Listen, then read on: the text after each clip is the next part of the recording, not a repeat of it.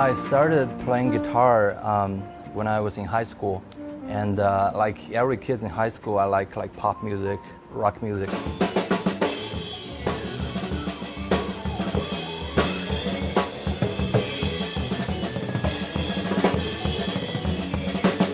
Jazz to me is like it's so fresh. You know, it's like nothing I heard from rock or pop music before. If you look back at the history of jazz here in Shanghai, it goes back like almost 80, 90 years ago.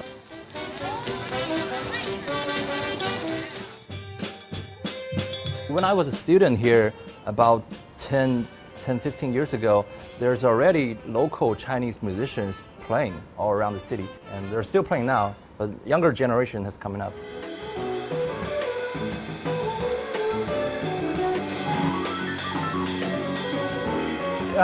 The scene here, I think in Shanghai, maybe foremost out of the cities in China with like a bustling jazz scene, is extremely eclectic.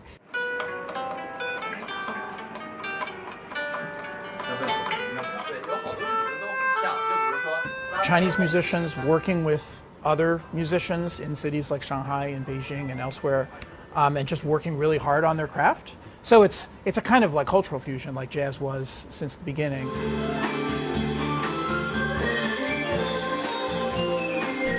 Jazz involves a blending of different cultural elements, but it is no more than an interplay of music notes.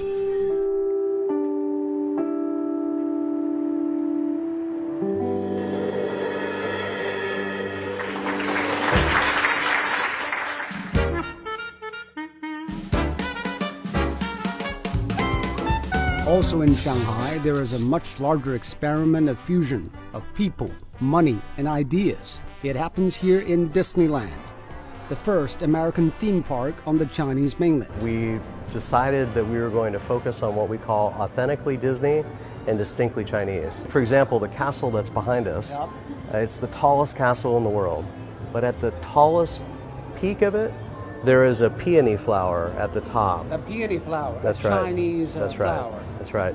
The second spire down has a magnolia flower to celebrate Shanghai. That's the city flower for Shanghai. Absolutely. Disney's efforts paid off. It received its 10 millionth guest in just under 11 months after its opening in 2016. I think this is the good outcome of China-American relations, and also this is a good example of Chinese culture and American culture to work together to bring the people the colorful world. Localization also enabled Disney to better weather the storm caused by COVID-19. The Shanghai resort reopened in May, the first among Disney's parks. We knew that people were going to have to be much more mobilely savvy at the end of this. And so we had to introduce some new technology to allow us to register people before they came to the park, to stagger arrivals. Do you think you will be able to come back to the good old days, or it will probably be reshaped by COVID? I think we've learned a lot during the course of that. I spoke earlier about the technology and how people have grown dependent even more so on their mobile device. So leaning into that and making sure that we have services that are available that way to ease the friction in the process is really key to our success in the future as well. Choices. Joe said his park is still running at half capacity, but he's also looking at the Zootopia under construction. For him, the happiest moment is the lightning show. But it's not the light in the fireworks, but the gathering of crowds and the smiles on their faces.